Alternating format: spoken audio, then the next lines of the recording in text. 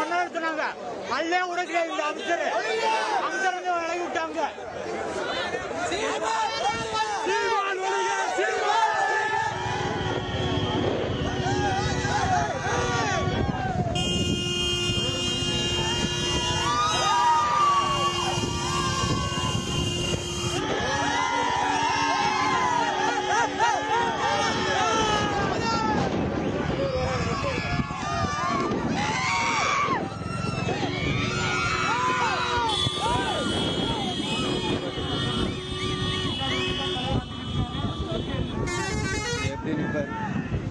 அந்த two wheeler கொஞ்சம் பக்கம் பண்ணுங்க.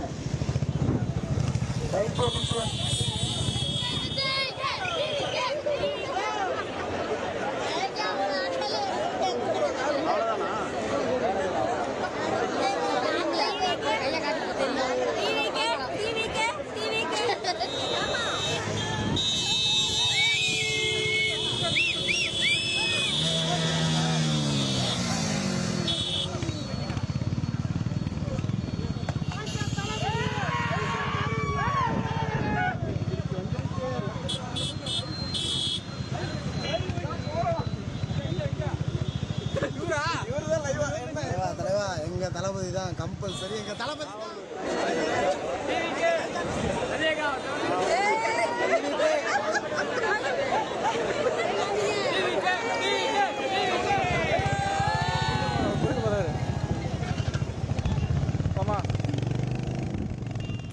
இப்போ நம்ம பார்க்கக்கூடிய காட்சிகள் ஏற்கனவே திட்டமிட்டப்பட்ட இடமெல்லாம் கிடையாது. சில பாயிண்ட்டுகளில் வரவேற்பு கொடுக்கப்படும் அப்படின்னு காத்திருப்பாங்க. ஆனால் அவர் நேஷனல் ஹைவேஸில் போகிறாருன்னு தெரிஞ்சு அந்தந்த பகுதிகளில் இருக்கக்கூடிய பொதுமக்களும் தாவேகா நிர்வாகிகளும் விஜய் ரசிகர்களும் ஒன்று சேர்ந்திருக்கக்கூடியதை பார்க்குறோம். நடிகர் சௌந்தரராஜனை பார்க்குறோம். தாவேகாவுடைய ஆதரவாளர், தொடர்ந்து விஜய் அவர்களோடு பயணப்பட்டு வரக்கூடியவர். வழி நெடுக மக்களாக தான் இருக்காங்க. கரூர் கோட்டையில் நாங்கள் ஓட்டை போட்டோங்க, அது உண்மைங்க. எனக்கு இப்போ என்ன சொல்றதே தெரியல. தயவு செஞ்சு we are happy. 2026 எங்க தமிழக வெற்றி கழக தலைவர் எங்க அண்ணா விஜய் கண்டிப்பா ஆட்சி அமைக்கிறாரு. மக்களோட பேர் ஆதரவோட கரூரை நீங்க பாருங்க எவ்வளவு பெரிய ஓட்ட விழுந்திருக்குன்னு. நடிகர் சௌந்தரராஜன் தாவேக ஆதரவாளர் விஜயுடைய வாகனத்துக்கு முன்னாடி போயிட்டு இருக்கக்கூடிய இந்த காட்சிகளை நம்ம பார்க்குறோம். கரூர் கோட்டையில் நாங்கள் ஓட்ட போட்டுட்டோம் அப்படின்றாரு. கரூர் வந்து திமுகவுடைய கோட்டை அப்படின்னு தொடர்ந்து பல தேர்தல்களில் அங்கே சொல்லப்பட்டு வரக்கூடிய சூழலில் இந்த கூட்டம் அப்படின்றது, இந்த எழுச்சி அப்படின்றது தாவேகாவுக்கு வாக்குகளாக மாறுமா அப்படின்ற கேள்வியும் ஏற்படுத்தியிருக்கு. விஜய் செல்ல வேண்டிய அந்த ஸ்பாட், அதாவது பேச வேண்டிய இடத்திற்கு இன்னும் 20 கிலோமீட்டர் இருக்குது அப்படின்னு தான் மேப் நமக்கு சொல்லக்கூடிய செய்தி. ஆனால் அதுக்கு முன்னாடியே பல பாயிண்ட்டுகள் அவர் கடந்து போகணும். குறிப்பாக சிட்டிக்குள்ளே அவர் என்டர் ஆகிட்டார்னா அந்த சிட்டியில் மட்டுமே அவருடைய வாகனம் ஊர்ந்து செல்ல வேண்டிய சூழல் இருக்குது. அதனால் அந்த இடத்துக்கு கிட்டத்தட்ட 7 மணிக்கு வருவார்னு இப்போ கணிக்கப்படுது. 7 மணியா இன்னும் கூட ஆக போதா அப்படின்ற கேள்வி ஏற்பட்டிருக்கு. கரூரில் தாவேக தலைவர் பேசக்கூடிய இடத்துல காலையிலிருந்தே தொண்டர்கள்லாம் கூடியிருக்காங்க.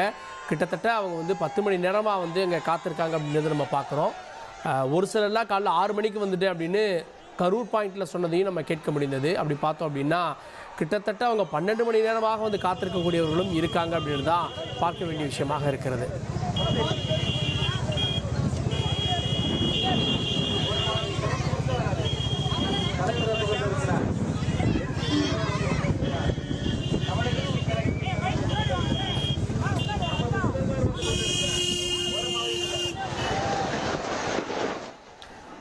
விஜயை பார்ப்பதற்காக வரக்கூடியவர்கள் மேலே எங்கேயும் ஏற வேணாம், மரங்களில், போஸ்ட் மரங்களில், பேனர்களில் ஏறக்கூடாதுன்னு சொல்லப்பட்ட சூழலில் குறிப்பாக கட்சியிலேருந்து கூட இதுக்கான அறிக்கை கொடுக்கப்பட்டது. ஆனால் உற்சாக மிகுதியில், ஆர்வ மிகுதியில் அவங்க வந்து கட்டடங்களின் மேலே ஏறி அமர்ந்திருப்பதை நம்ம பார்க்க முடிகிறது.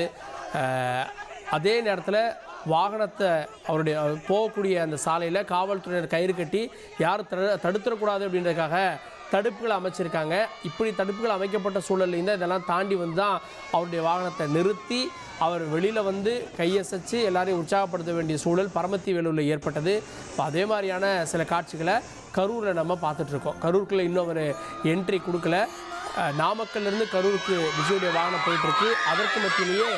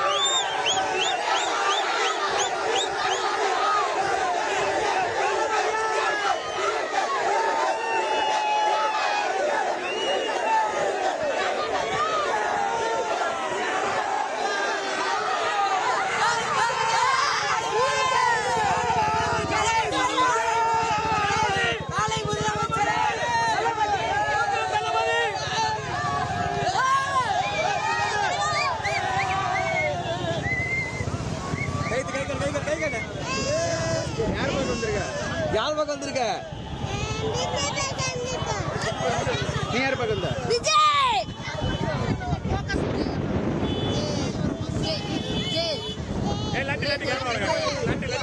டிவிக்கு சொல்லு டிவிக்கு